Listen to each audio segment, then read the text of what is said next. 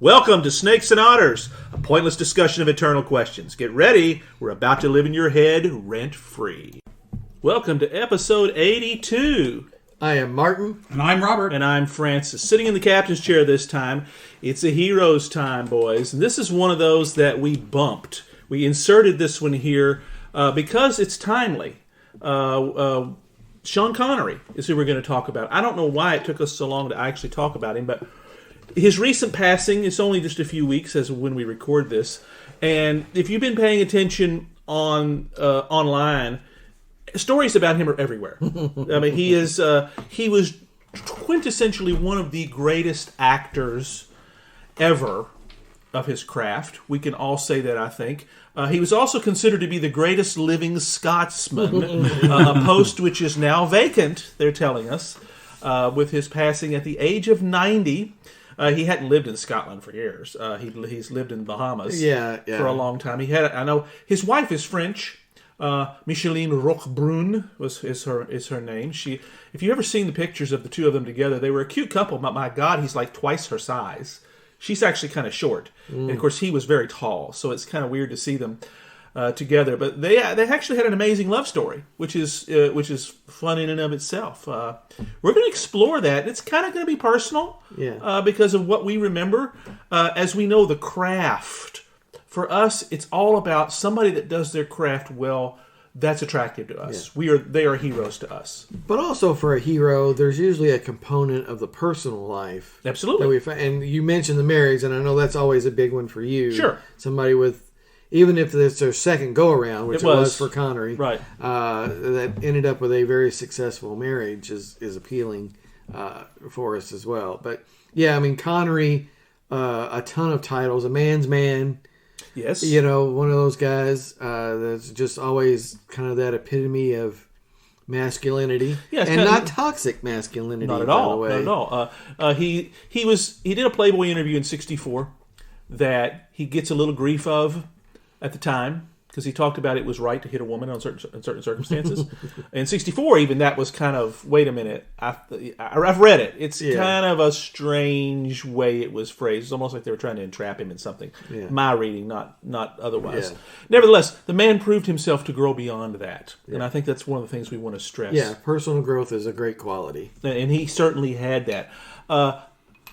Testimony after testimony after testimony by people that starred in things with him speak of his couth, of his generosity. Alec Baldwin, it was one of his first movies, Hunt for Red October, to co-star with him. Of course, Connery at that time was still the big dog. I mean, he was the commanding lead of that. And Baldwin today says that, he treated me with such kindness, and he didn't have to.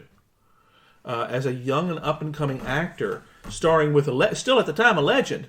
Starring with several legends. That's right. That was no small cast in certain spots. So, absolutely. Although really he has only small interaction with many of them because, it takes place on subs. This group can fill all of their scenes and they don't see anybody else in the entire movie. Well, that's really true. I mean, you got Sam Neill and you got Sean But that was Connery. early for him, too. That's correct. Yeah, he was. James Earl Jones is the other titan. He is at that time of that film. Yeah, that's right. And he never interacts with Sean Connery at all. Yeah, ironically enough. Although Alec Baldwin is sort of meant to be the star, not the star of the movie, but the beginning of a franchise. Hero. He's the hero of the franchise that they were trying to set up. And of course, it doesn't pan out because Harrison Ford comes in, and there's some controversy about how all that happened. If you talk to Alec Baldwin, you talk to Harrison Ford, talk to some of the people that are around it, there's conflicts with regards to that. Yeah. I'm not a huge Baldwin fan, but in that movie he was terrific. He was terrific in that as Jack Ryan, and I would have liked to have seen him continue. I would have too. I think it's a missed opportunity. Much as we love Harrison Ford, who is very, very capable in many ways. And Patriot Games and the Sum of All Fears, Clear and Present Danger. Clear and Present Danger. Those were good movies, but I don't know. Anyway, this is about Sean Connery. We're talking about. Not Tom Clancy. Not Tom Clancy. Which, that's a subject for another day, perhaps. But his bio is well known. We kind of start out with a lot of that. He's Scottish. he starts Scottish. out. Yeah, this that's is right. not Scottish. It's crap. That's right. Absolutely. We've got to talk about that just a little bit. But he was a working class guy. He was a mason at one point and a painter. Yeah. In fact, his brother, Like house painter, not artistic painter. that's correct. Yeah, a house painter. That's what he did. He was delivered. He was a milkman. Yeah, delivered milk. Drove a truck. Oh, I bet husbands love to see that milkman show up, right? Well, you say that. That's true because he was very, very handsome in the especially in the 40s and 50s. Boxer too, right? He did some of that in his very early days. Well, it's from he grew up in a time when you did whatever was required to put food in the table. Yeah, That whatever is exactly money right. you would And do. he actually became a male model. Yes. Well, it's not quite fair. He competed in a bodybuilding competition. George Lazenby was an actual model. I don't want to get those two confused. And he was a contender for Mr. World. And you can still see the pictures of the guy out here. This is before he ever got his big break in acting. And he was, in many respects, kind of what you see is what you get. He comes off as a movie tough guy because that's what he is. Ironically enough, his younger brother, Neil, who is still around actually, was brought in to do a movie in the late 60s, kind of spoofing the whole spy genre across the pond, as it were. In Europe, it was called O'Connery, believe it or not. It was definitely, and it had several stars from the James Bond franchise in it. Bernard Lee was in it. Lois Maxwell was in it, who played Moneypenny and M, as well as Lucio. The guy who played the villain in Thunderball. Adolfo Celli. Adolfo Celli, thank you. I don't know why I was going Lucio. Emilio Largo. Emilio Largo, thank you very much. As well as my personal favorite Bond girl, Daniela Bianchi, who herself was Italian. It was made in Italy. Was in there. In the United States, it was released under the title Operation Kid Brother. And it's a spoof. And his brother Neil, who looks a hell of a lot like him, played the guy who's supposedly the younger brother of the great spy. That's a big spoof. Neil was a bricklayer. And Sean himself said after this, yeah, they brought in Neil for one movie, but he didn't. It wasn't for him, so he went back to laying bricks after that. Well, it's the interesting thing here is, very much a working class guy. Mm-hmm. But then suddenly he's in films where he's in a tuxedo playing Baccarat with Italian, Adolfo Celli. Yes, I thought I saw a specter at your shoulder. That's from Thunderball. So what, to show what a great actor he is, to go from that background to that role. He had some help. Terrence Young, the director of Dr. No, I think it was the first appearance, really helped him. It really showed him how to be that playboy type person. Yeah, Fleming didn't really want him for the role originally. He was too much of an unknown. He'd only done like 2 or 3 roles at that time. Yeah. Probably the only one that's of any note was Darby O'Gill and the Little People for Disney of all Longest things. Day. That's right. He had done The Longest Day, but it was still a bit part. It was a bit part, but it's interesting because he's very memorable in it, and it's a great contrast. Yeah. To his Bond character, because even early on, the very first Bond, Sean Connery comes off as suave, debonair, dangerous. Yes, but very much still, he's that ladies' man spy that is the trope. Whereas in The Longest Day, he's everything that is not, and so you can see.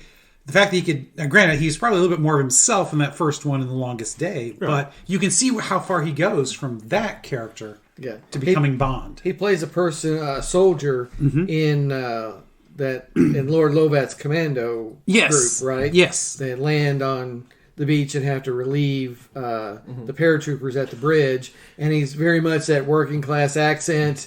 And hates the guy with the pipes and all that stuff. Right. It's a very different... Because we usually see that picture after the fact, at least we do, and see him as Sean Connery. And it's hard to reconcile. We just think he's being a great actor, and he really was, but it's a bit part... He's more like being himself. A lot of the polish that would come after that. Yeah. Like I said, Fleming didn't want him. He wanted Cary Grant, actually. But... Grant had the sophistication. He did North by Northwest not long after that, and showed he could do something of that. Yeah. But he considered himself too old. He said because he knew it was going to be a franchise, right? Because most of the books were already written, and he said, I'm not going to sign on for that. And not that he didn't necessarily want to. He's just I'm just too old for it.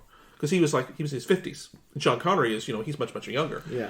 And let's face it, if anybody could have done Bond at that time, Cary Grant would have been awesome. It would have been very different. It would have been different. It would not have had the dangerousness. Well, and I think the sexual overtones probably would not have flown with him. Yeah. Maybe not personally, but I just don't think it would have worked as well. Yeah. Well, yeah, he's because Bond has a masculinity about him and a sex appeal that Sean Connery brought to that role. Yeah. The women it's just a little bit more raw than it is because Cary Grant, he had his own sex appeal. Women were his all was over that. Very sophisticated, though. But it was a very different kind. Yeah, and Connery's was a rough and tumble. To me, the epic scene that defines him as Bond, as that type of dangerous Bond, is him and Robert Shaw in the train at the end of From Russia with Love, which is almost scene for scene from the book itself. Yeah. That scene is in there. It's one of the few films that's a really, really close adaptation. It's not. Yeah, there were a few others. On Her Majesty's Secret Service was too, even though that's not Connery. But it was because it was so perfect. It was one of. John F. Kennedy loved that book. Yeah. That was one of the things that kind of brought the Bond books into the American consciousness, because this was before the books and before the movies were made. Was Kennedy really liked that, and it's still my favorite. And that scene where he basically outwits against enormous odds and turns the tables on something that should not happen. It's only because they say it. Lotte Lenya says it later in the thing. They said that this plan was perfect. How did it fail? She goes, except for one thing. They were dealing with Bond. And to me, that kind of lays out this guy is a badass. He is somebody you do not mess with. Yeah. And that's kind of, even though it would get a little bit unbelievable at times after that, he still carried that all the way through. And I don't want this to turn into a James Bond type thing. No, because we've already done our James Bond. We've done a James Bond thing. But it's foundational for Sean Connery because he was that. It was that good. It led to everything else that he was going to do. That's right, because it made him a star. In fact, he even hated it. I don't think he was prepared for it. He would say this in later interviews. Dr. No was a great break. From Russia with Love is a fantastic one. Showed, okay, we got some legs, but it was Goldfinger that all of a sudden, whoosh, that took that thing to international stardom. And he said by the time Goldfinger was done, he didn't like that. He was a very private guy. Yeah. And he just... Hence the move to the Bahamas. That's right. Yeah, he's actually a family man. Diane Cilento, his first wife... Oh, by the way, guys, I'll give you a trivia question. You know what movie she was in that we've talked about here? Oh, yes. You guys should know this. I don't. You might not, but I bet you he does. The Agony and the Ecstasy. Absolutely. She played Cotasina de' Medici in that movie. She's Italian, and she was the female lead in The Agony and the Ecstasy, she was married to Sean Connery at the time. Wow. Actually, they had one son, Jason, who's still around. He actually played Ian Fleming in a TV movie in the 90s, I'm pretty sure. Yeah, he did a great job of an acting career. Yeah, he's done a pretty good job. But he's Sean Connery's only biological child. Yeah. It was with Diane Cilento. In fact, she went to Japan for You Only Live Twice, because so much of that was filmed on location in there. And the diving girls in that movie, that's kind of around, that's part of the book, actually. Yeah. They didn't know how to dive. So it was Diane Cilento who actually put on a wig, got in the pool, and showed them how to swim, how to dive in the way they were supposed to. Yeah. For that, which it's Connery's wife at the time. That's in the aftermath of his passing. That's something that I saw quite a bit in the eulogizing Connery, is that everybody liked him. That's correct. Michael Caine, lifelong friend. They were fantastic together in The Man Who Would Be King. Perhaps one of his greatest roles. It just really had a lot of good things about, again, that kindness, that generosity. Couth is one of the words I've heard used really to describe him. Decent with other people. But it's a fantastic story to go from delivering milk and laying bricks to Bond, and to have everyone in the world think that you basically are that person. With its detriments that went along with it. Yeah. It really became that Connery was Bond. There was no difference. Yeah. It's one of those first things of people couldn't separate the man from the character. And that's why he left when he did. Unfortunately, he left one movie too early, in my opinion. I wish he just stuck it out through On Her Majesty's Secret Service, because that's still one of the best movies ever. It would have been primo, undoubtedly #1, if Connery had played it. Yeah. Irony of ironies, he comes back again because they offered him a truckload of money, mind you. Why do you keep writing all those books? Because they keep paying me. That's right. They wanted him. They didn't want. Lazenby wasn't going to come back, and they were able to convince Connery to do so because he gave most of his salary to a Scottish charity. Yes, I remember reading something. Yeah, about that. He says, "Well, I'll do it, but you got it's just one, and let's do this." And I remember reading because now think about that.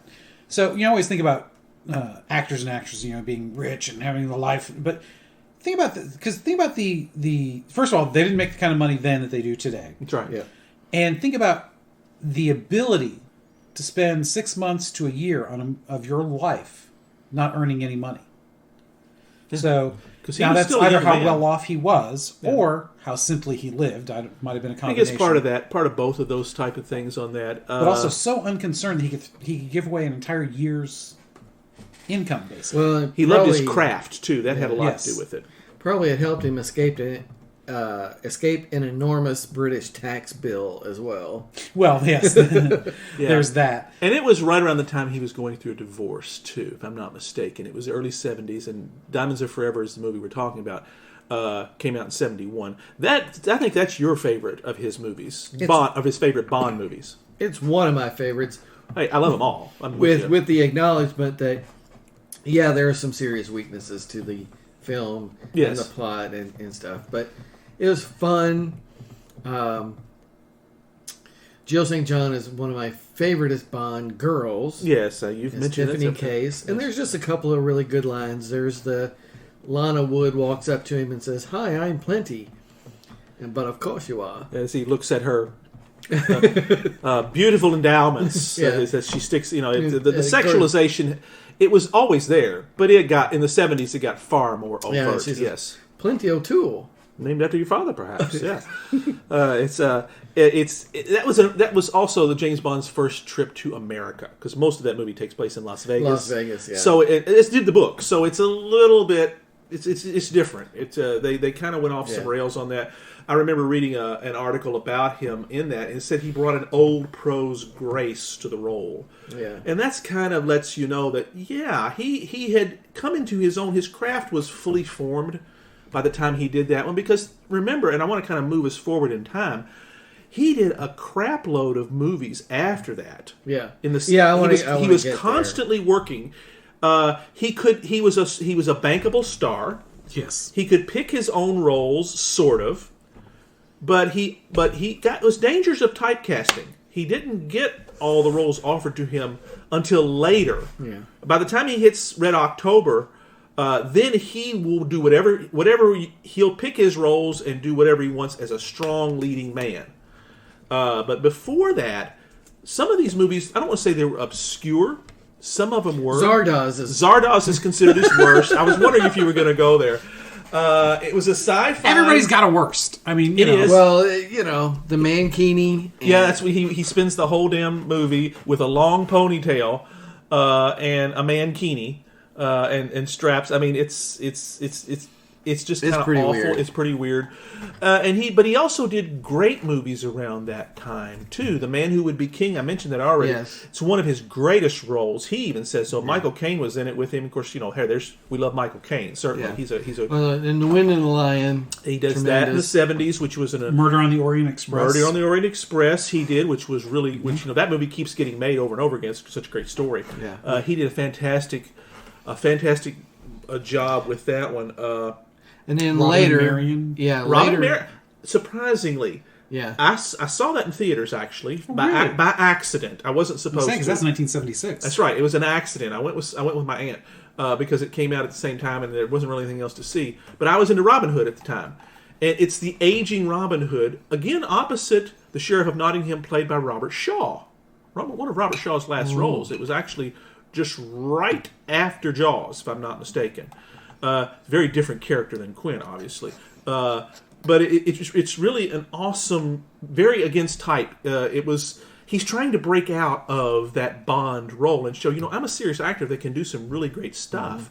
Another movie that he did around that time was Outland, which I know we all love that one. One of my favorite lines, and we have to have. Actually, it's 5 years later. That's true. It was in the 70s. I didn't realize it was that. Yeah, 1981. Was it really? Yes, yeah. 1981. Outland is an 80s movie. And it sure was. Yeah, he did Meteor. That's the one I'm thinking of. That was kind of a. That was 1978. That was kind of a stinky one. Well, that's jumping on the disaster movie thing. Correct. Yeah. I mean, people have got to pay you and hire you to do movies that are selling. So yeah, you kind of at this point he was not yet able to command. I want to do this type of movie, and the scripts come to him with him in mind. Yeah. He's filling in places like we need a lead here. Sean Connery will do it. He's a great guy. He can handle it. Yeah.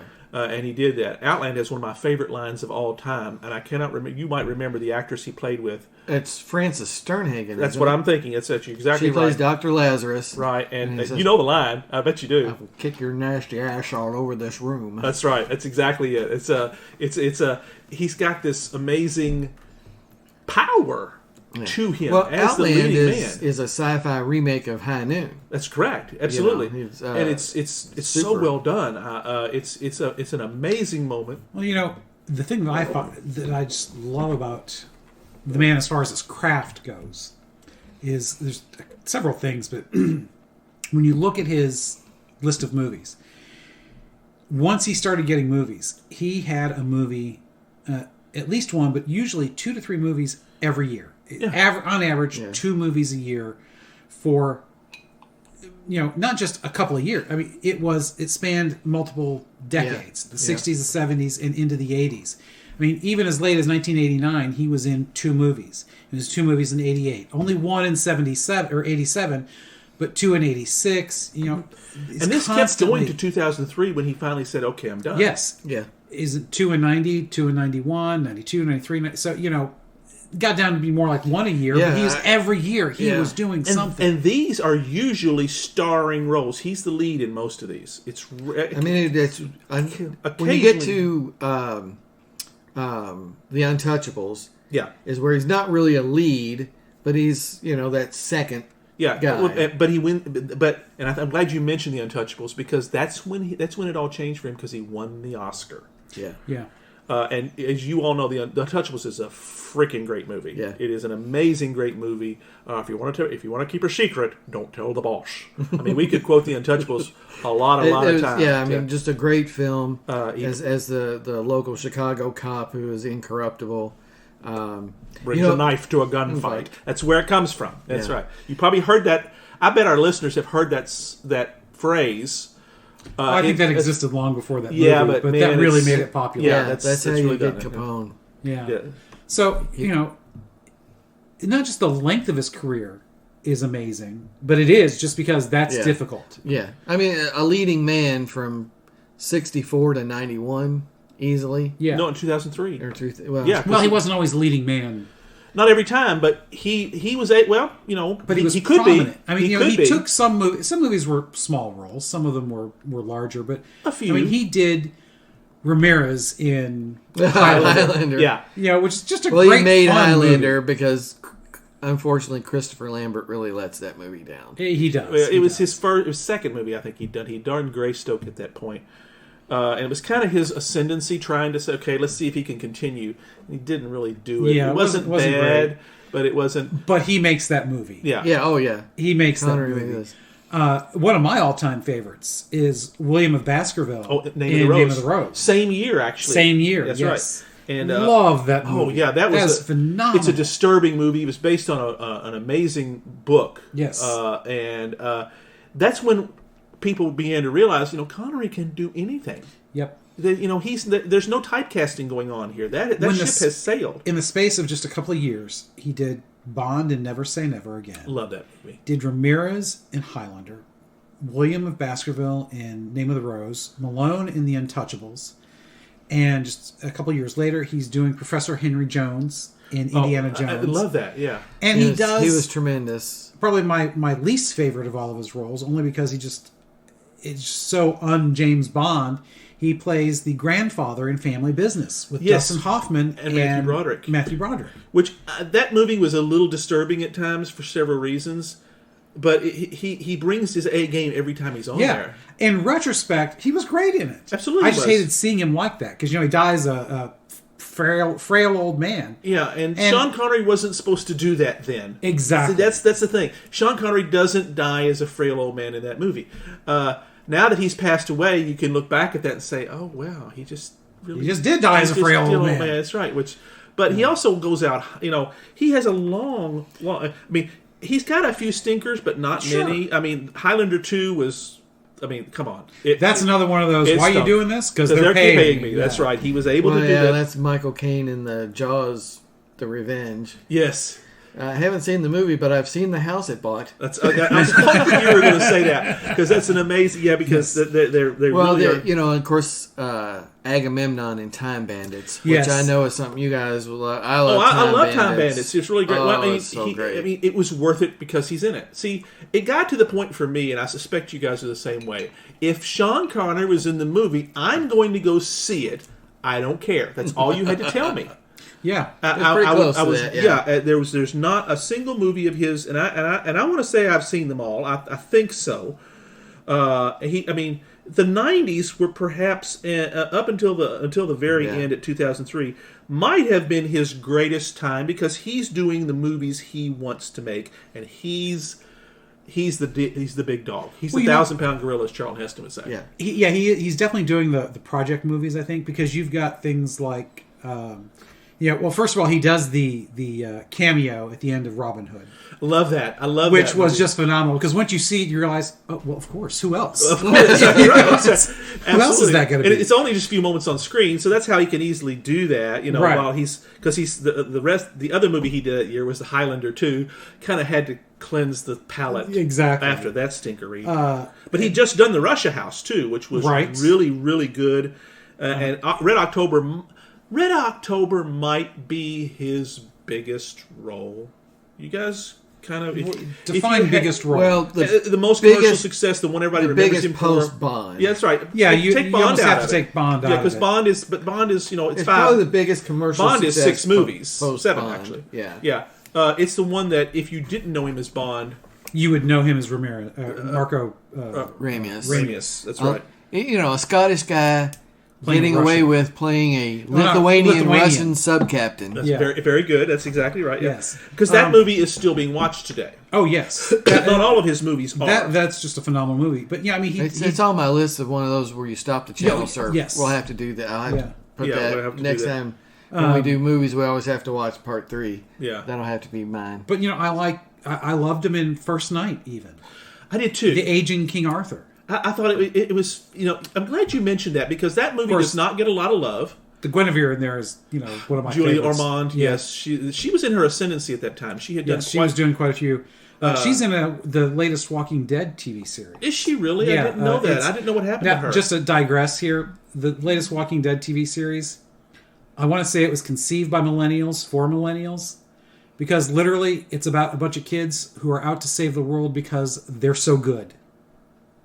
Mary Sue's? And because they're so special. Oh, God. I mean, literally, that seems to be the whole point, because they're special. Dude, now, I'm sitting here drinking bourbon. You're making. I know you're about to throw up in your mouth. I need to have a palate cleanse, boys. We need to stop for a moment and talk about this wonderful bird. Anyways, she's a baddie in that. Now, Well, that's different. It's 30 years past these movies. Because she was a romantic lead in a lot of those movies. I mean, Legends of the Fall, I still love that movie. I hate that movie. I knew you were going to say that because we talked about that. What is that one? Oh, sir. Brad Pitt and Julia Ormond and Anthony Hopkins. Hey, it's worth showing up for Anthony Hopkins. Well, Anthony Hopkins might get me to watch. That's right. I can't believe you've never seen it. I can't believe it's actually. I get it mixed up with like, The River Runs Through It. Yeah, well, it's like 3 hours. About the same time. Yeah, it's about 3 hours of what can we do to F up Brad Pitt's character. That's true. That's essentially the plot of the movie. It's meant to be a Western postmodern or like 1900s. How do we ruin our lives and justify ruining our lives kind of emotional movie? Yes. That's pretty good. Yeah, I can't watch that. I can't watch people make stupid decisions. Well, this is well then, yeah. There's a. So this is like the American Howard's End. Like, I can drive on 65 and see people making stupid decisions. I don't have to pay for a movie for that. Yeah. There's an epic quality to it.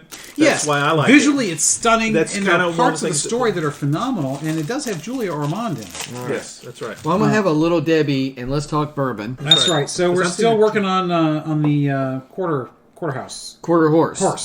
Quarter Horse Reserve from OZ Tyler Distillery. Yeah, with our stones in our the middle soap stones in the middle of the glass. That's why you're hearing every time I pick it up, you hear the clink. Yeah, so we have returned to Studio M, 30th floor of the Nakatomi building, behind the waterfall and down the hall from Ellis.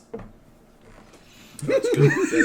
I know that always gets that. So, boys, there's a couple of Little Debbies left in the bowl there. Oh my God, I'm stuffed. I don't think I can do another one. Oh, yeah, that's good for you, man. One more. One thin little wafer, and the cleaning lady, she can be summoned. That's multiple. Yeah, let's not talk about emotional movies anymore. I'm drinking bourbon and trying to increase my testosterone, so I don't want to talk about emotions. I'm feeling more feminine just talking about this. Well, I'm sorry, boys, but Sean Connery is about as masculine and testosterone-filled kind of actor. Well, yes, he is the antithesis the quintessential man's man. There are some of those in Ernest Hemingway was one of those. When it comes to author, he definitely had that. Sean Connery's the actor of that. Yeah, I mean, we talk about a man's man. It's not just somebody who's macho and sexist or anything like that. No, it's not toxic masculinity. No. Although I'm sure many younger people today would call it that because of the nature of the character in the Bond films. But the character in the Bond films is almost a parody of itself in some ways. That's right. And if that's all he had done, that might be a valid criticism of him. But his career started there. It did not end there. It really, that was just almost a prologue. Yeah. Because that was getting the foot in the door for all the other things. That's right. That gave him the ability to be seen and to be known. And after that, it took him a little while. The 70s were not particularly all that great for him. Well, he had some great stuff. But he had some. Because he brought himself. Because he brought, yeah. I mean, The Wind of the Lion. My God, that's a great movie. He plays Raisuli. Raisuli the Magnificent. That's right. He's got, and he's also. I got to say this. He's got one of the best lines, and this is John Milius. You guys know this. At the very end, at the very last thing, he and one other guy are the only survivors, so to speak, in the Arab world. Now that America has come and taken over everything, and Sharif is his name. He says, "Great Raisuli, we've lost everything. Everything's drifting on the wind, like you said." And in his great Sean Connery voice, of course, he says, "Sharif, is there not one thing in your life that was worth losing everything for?" And of course, they both laugh as the credits roll. And I'm thinking, that's certainly that is a code of honor quote. Now, granted, we've just used it here, but I will get there. It's a Milius. I've actually preached it before. That is a quote for code. Very much. Is there not one thing in your life that's worth losing everything for?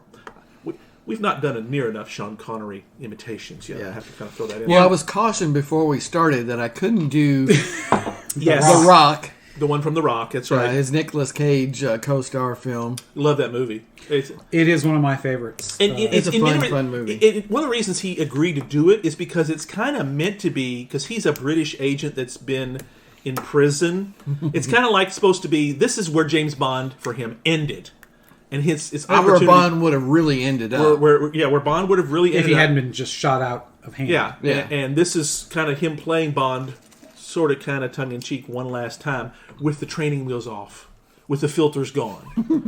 Because, he... That's another great movie just for the people in it. Ed Harris does a great job. Oh my gosh. Ed Harris is somebody that I'll watch any movie he does. I mean, I liked The Abyss because Ed Harris was in it. Most people didn't like The Abyss, but it's a good film. It is. Mary Elizabeth Antonio was also... She was. She was in The Ascendancy around that time, too. Yeah. She had several... Also in Robin Hood.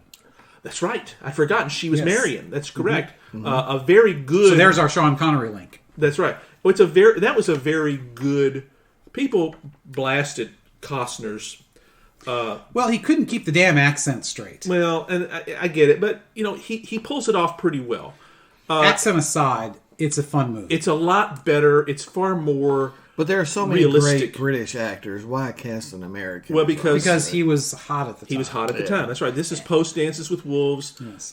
He was a guy. As Carrie always said, unlike some Robin Hoods, I can speak with a British accent. That's correct. Men in tights. And I'll actually smack the other Robin Hood that was made with Russell Crowe. You guys remember seeing that? Oh yeah, that's Kate fairly Blanchett. recent, right? It Yeah, was. it's recent, yeah. I was expecting great things from that because I love the character. I mean, I've always loved that story, and it was awful because they decided they had to change the roles around in it to make certain that Kate Blanchett, who we love, Kate Blanchett. She's wearing armor and fighting on the beach in this movie, and I'm thinking, okay, you just lost me. There's no way a medieval woman would do that. I don't care who she is. You're except Joan of Arc. Well, yeah, but this is It's not a little bit later. This is It's not a little that. bit different. This Yes. is very different, and it was obviously a shoehorned. We have to show this woman, this female character, in a certain way, and I'm thinking you just made something that's unrealistic, and my suspension Because of you can make her disbelief. strong without making her a warrior. Well, that's exactly it. And see, that's lazy writing. That is projecting something into it that doesn't need to be there. Because Kate Blanchett, as we know, can be a very badass actress. She's yes. I mean, Hela in Thor Ragnarok. Come on, Phenomenal in that. She deserved better. That movie Ragnarok. deserved better writing because it had a great cast. But it's still pretty darn good because I love the whole really tied in Hulk world. No. No. I'm talking about Robin Robin Hood. Hood. The Oh, Robin movie. Hood, I'm sorry. Yes, Ragnarok was excellent. I'm sorry. Ragnarok it deserves its own episode. We can talk about that later, though, Yeah. because we still want to talk about Sean Connery. Just throw out some movies that just because again, for me, it's the breadth of the skill that these show. You know, we talked about The Rock. Similar one. It's kind of playing the same character. Similar character is Entrapment. Yes, with Catherine Zeta-Jones. Yes, and of course, everybody remembers that movie just for the scene where she's snaking her way through the laser beams. things. Yeah, That was kind of like her second movie. She had just come Yes. off the one with her and Antonio Banderas, who my wife definitely loved at one time. The Mark of Zorro. Yes, I heard your middle name was Antonio, or had to be changed to that. No. That's good. No, my wife definitely loved Antonio Banderas in that movie. But you know, he was really great in that. Finding Forrester is his a phenomenal... second to the last movie that he did. No, that was in 2000. Yeah. The only one he did after that. Oh, yes, the rest were documentaries. Yes. Yeah, exactly. Those were good. And of course, he was League of Extraordinary Gentlemen, which was Alan a fun Bloody movie. Quatermain, the legend. But I really liked Finding Forrester. I did too. It's a great movie. It was great portrayal Very of that different. hermit. Yeah, and No action. none It's at all. very It was all cerebral. and he was just phenomenal in that. And again, you know, we talk about craft all the time, and that's part of it. But I don't know, his presence on screen. You know, the gravitas became real big as a popular word to use in the early '90s, but he's somebody who's got it. You know, he's got a presence on screen and an interacting that just makes you want to watch. And that's a phenomenal thing. Not every actor has that. That's right. I mean, I would sit and watch him read the back of a cereal box. He was just that kind of guy. Anything he would do, I would watch it. Medicine Man is what we did talk about. Fantastic movie. Rising Sun. Those were the Presidio. Rising Sun. I'd forgotten about that. Yeah, Good these Wesley are Snipes. action movies that he's doing, but they're not the typical by any means. Right. And I think that's one of the things that he always liked to choose. He did not want to be. He's not worried about being typecast anymore. He gets to pick the roles that come to him. I don't know that any were actually written for him, although I think Medicine Man may have been. That most of the others are just these are movies out here that Sean Connery will do this. One of the things I liked, he wasn't actually visually in Dragonheart, the voice of the dragon. That's right. I am the last one. Yeah. Because, I mean, he could use that great accented voice. Yeah, absolutely. And that's something we haven't talked about, but we really should. I'm glad you mentioned that, is the voice he brought. I mean, we've kind of parodied it a little bit because you can imitate it a little bit. Wow. Yeah, it's like James Earl Jones. Yes, that's You right. know, the voice alone is worth the price of admission. That's right. Yeah. Anything that he wants to speak. Yeah. Great, distinctive, kind of Scottish sort of, but not really, voice, because he could tone it down when he needed to. Yeah. Oh, absolutely, yeah. He was very, very good at he was a professional actor, as they say. He worked at that voice. I mean, he knew he that had was to a because thing. it was thick. Watch Darby O'Gill and the Little People, which is an early movie with him from Disney, and his accent is much heavier there. Yeah. And I wonder, and if I recall correctly, it was Terrence Young you were talking about. Yes, again, Terrence Young, as the director of Dr. No, begins to shave those edges off very of much Connery. Terrence Young had done a lot of work for the Hammer Studios. He was a British director in his ascendancy at that time, because all the 50s he's directing all these monster movies. And he's working with guys like Christopher Lee and Peter Cushing. And he's one of those guys that was in demand. Yeah. And he was reputable. I mean, he was known to be a very good director. And he took Connery under his wing. And Fleming himself was quoted as saying, he says, I didn't want him at first. But now that I've seen how it's turned out, he says, I can't think of anybody else. By the time From Russia with Love was done, he's saying, I can't think of anybody else doing this. Because he was still alive when that movie was made. He died shortly thereafter. He never saw Goldfinger. Oh, man. Robert, you had something else, though. You wanted to... I'm sure it was going to be really pithy and extraordinary. You had something about you were talking about the voice, though. Oh, yeah. The voice, to me, is one of the best qualities. Yeah. And Draco the Dragon, to me, that is one of the proofs of how great of an actor he is, because not every actor can do voiceovers. Yeah. Right. And do them well. Mark Hamill is a great voice actor. Nobody will ever mistake him for an Oscar winner as a in-person actor. He's a phenomenal voice actor. Oh, phenomenal! Not to go off on a tangent, but Mark Hamill in the DC animated universe is known to have voiced the Joker. Yes. Swamp Thing. Yes. The Trickster. Uh-huh. And in live action. That's right. And there was when Justice League Action, which was a little episode, like a 10-minute episode series they would put three of them together. They did an episode where those three characters were all together they had to kind of contrive it a little bit, where all three characters were in the story. So Mark Hamill could voice all three of these characters as part of as the story. And he played himself, who was kidnapped by the Joker. Oh, phenomenal. So people were asking, who's Mark Hamill? And he's, of course, playing himself, the Joker, the Trickster, and Swamp Thing all together. There's a voice actor. He is great. But when you see something like Dragonheart, and it's Sean Connery immediately because of the voice, but it's just done so well. He can still, just with the voice, be the character. It is one of those classic voices that you immediately know it's Sean Connery. Right. And they worked. It was early days of CGI, but it was animation. I think most of it. Yeah, it was animated. It was sort of. It was put together within Dennis Quaid and all the live action stuff like that. It was early for that. It's post Roger Rabbit, so there's a seamless type of thing on that. Yeah. But the image of the face was modeled on Sean Connery. So it's intended for the face of the dragon to be consistent with the voice that we all know. Yeah. That was just, to me, that's just one of my favorites. I just really like his character in that. And, I mean, so many ones I could just say it's one of my favorites because he's just that much fun. Yeah. That's what I wanted to do next. As we wind this down, I wanted to say, you got to pick your favorite Sean Connery moment. Oh, moment, not movie? Well, you can pick movie, but moment is better. Before we get to that, though, there is one other thing that I think shows the reach. Okay. And, how he had worked his way into the public consciousness in a really fun way. And it's appropriate because I think it was like 8 days apart that we also lost Alex Trebek. Yes. That's right, yeah. And of course, yes. Yes, and to do a Star Trek reference, have you seen, of course, kicked around on the internet, who should replace Alex? Yeah, LeVar Burton was kicked about. Oh, really? And I'm like, well, of course, that's genius. LeVar Burton would be awesome on Jeopardy. Yeah. So that's a Snakes and Otters vote for LeVar Burton to get that job. Yeah. But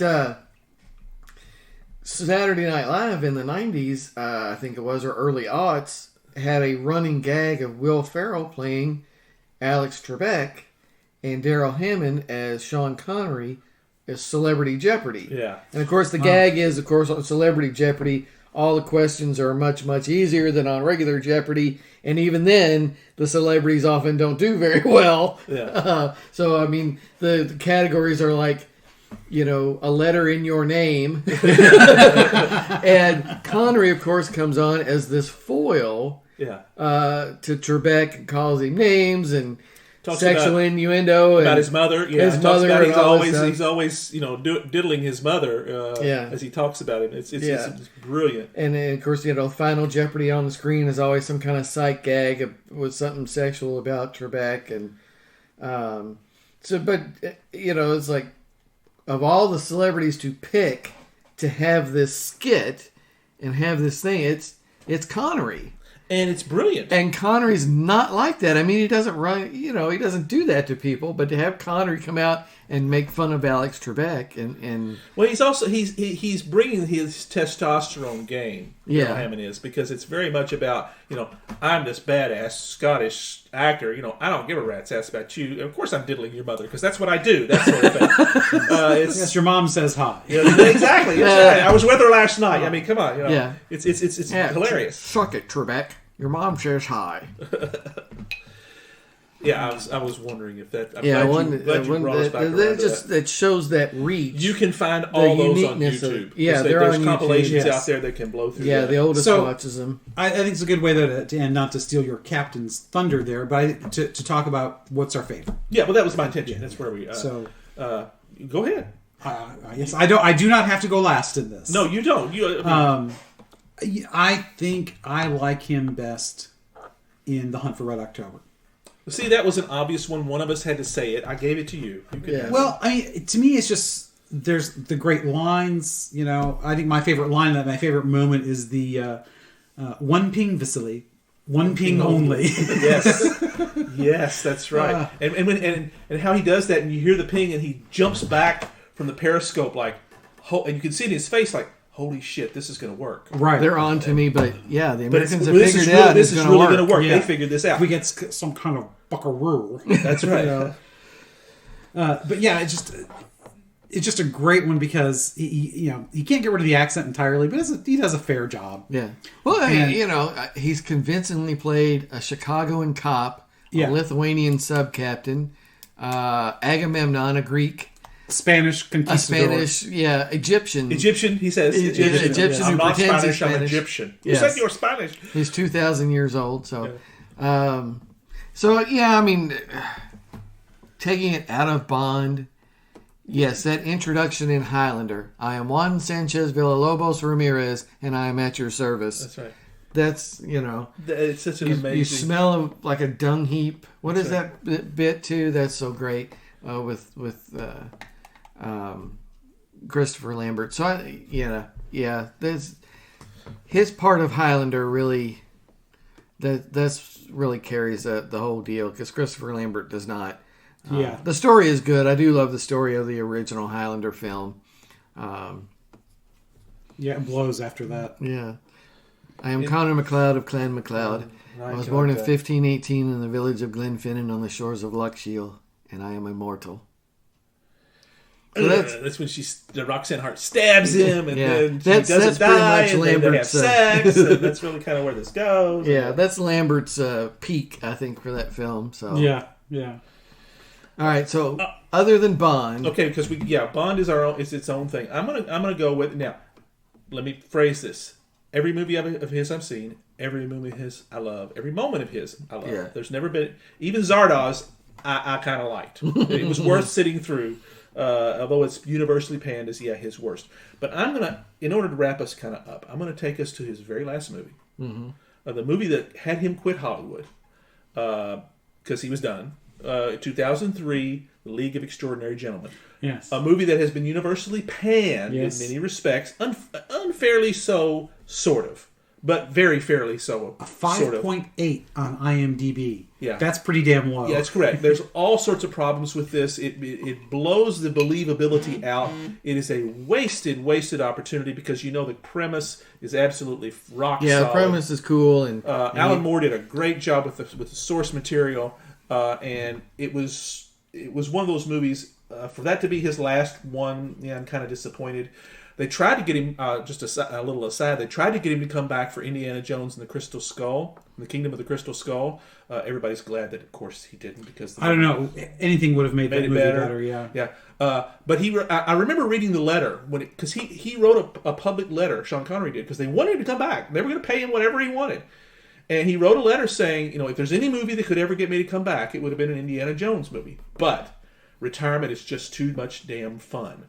So I'm out here on the golf course every day, but I'll be the first in line to buy tickets when you go see the new Indiana Jones.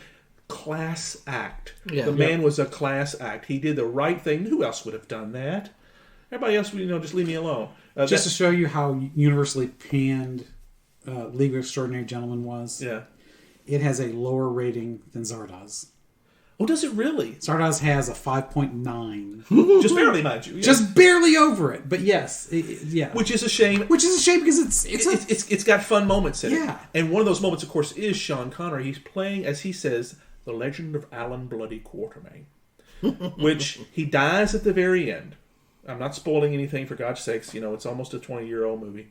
And it was really... It has its, like I said, it has its great moments. But one of those things I really liked was the relationship between him and the character of Tom Sawyer, Shane West, who was kind of playing the surrogate son for him. I wish they'd played this up more. It actually would have been better. The editing was really awful. The direction was problematic. But you got Sean Connery, and the two of them are out there on the submarine, Captain Nemo's submarine, about midway through the movie, towards the beginning. And he tells the story of how Sean Connery, his son, has died. He's this older guy whose legend is out, and he's got one more left in him. That's kind of the story, which is kind of the whole point, because to me, that's why I like this movie, is because it's the character he's playing is voicing Connery himself saying, I got one more in me. I'm going to do this one, and then I'm done. And of course, that's how that ends. But the line that I love is, it's the old world versus the new. Old Hollywood, at that time, Connery was still representing a different way of making movies. The future did not hold up to that. It was very different. And he tells Shane West, when they're out there, he's shooting targets off the bow. And he asks him, would you like to learn how to shoot? And he says, I know how to shoot. He says, I've seen you spraying bullets everywhere. Very American of you. I'm talking about pipping the ace at 900 yards. And that to me is one of the best lines, because that shows the precision of his craft. The way that he approached acting, it was about being on target at the most impossible odds. Pipping the ace, putting a bullet through the ace of spades at 900 yards. That to me was exemplary of the man. A real his pro. craft. Yeah. A real pro. And he's kind of giving voice to him with this younger actor. I don't know that he's done much after that. I can't recall him being anything like that. I thought he had a great promise. He played the role pretty well. Shane West did. Shane West. He played the young Tom Sawyer in there. But it was really nice to see that. It's saying, I am the guy. You're not going to get a better one than me. Let me pass on to you what I've learned. Yeah, I mean, there is definitely that conflict in Hollywood. The method actor versus the pro, and it's been going. Laurence Olivier and Dustin Hoffman in Marathon Man. That's kind of like the quintessential story. About how that happened. You all should Google that, by the way. It's worth finding. How else would you do it, Larry? Well, acting. That's right. My dear boy, why don't you simply try acting? That's right. But it's a wonderful. Sean Connery is missed. Yeah, he is missed. Yeah. Even though he's been, he hasn't not working in almost 20 years. Yeah, he hasn't worked 20. His legacy is still that large. Yeah, you could put his entire corpus on the list of movies I have to stop and watch, practically. That's right. That's exactly right. Yeah, and that's why I knew when we heard that he'd passed, I said, gentlemen, we've got to do him. We've got to do a Heroes episode for him, and that's where I think he belongs. Yeah. He's a man's man, a great actor. What was your favorite? We didn't do yours, did we? Sure you did. Highlander. Highlander. Oh, the Highlander. I Okay, am that's Juan right. Sanchez Villalobos Ramirez. I am right. at your service. That's right. And Heather, his wife, goes, who? Yes, that's right. Yeah. Heather, go in the house. So, Francis, buddy, I guess that takes us to what's next. Well, next month's pop culture. Next week. That's right. Next week. That's right. Where am I here? We're going to do I need to cut you off, bro? No, absolutely. Fill me up again, says, because it's our Christmas episode, guys. That's right, and dropping on Christmas this time. That's exactly right. It's going to be so much fun. It's kind of become our thing that we always have to do a Christmas episode. Last year we did Let's Talk About Christmas TV series, which was really kind of in our wheelhouse because we came into ascendancy along with them. Because they came about. You were born the same year as Charlie Brown, That's right? exactly right, yeah. So it's kind of like, okay. Well, the TV Charlie Brown. The TV Charlie Brown. Charlie Brown's first was the Christmas special, Yes. which was literally, I was 2 months old. Yeah. I was born in September, and here we are. That's when it came out.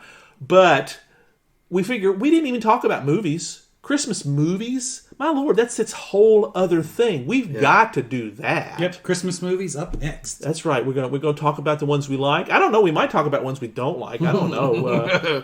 I suppose anything's possible. I believe we have a debate coming as well. Oh, yes, that's true. We've already kind of done a little show prep on this. We've been talking about this for several months. Yes, but yeah, a little bit of debate. We won't spoil the surprise, but there will be a small debate. That's right. You'll enjoy this Christmas episode. We promise you.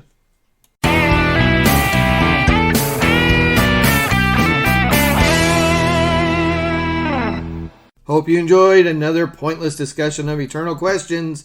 Remember, new episodes published every Friday at noon Eastern. Spread the word. We're on all the major podcast platforms. And leave us a comment or review because that helps others find us. We're on Instagram, Twitter, as well as our website, snakesandotters.com. I'm Martin. And I'm Robert. And I'm Francis. Join us next week. Same snake time, same otter channel.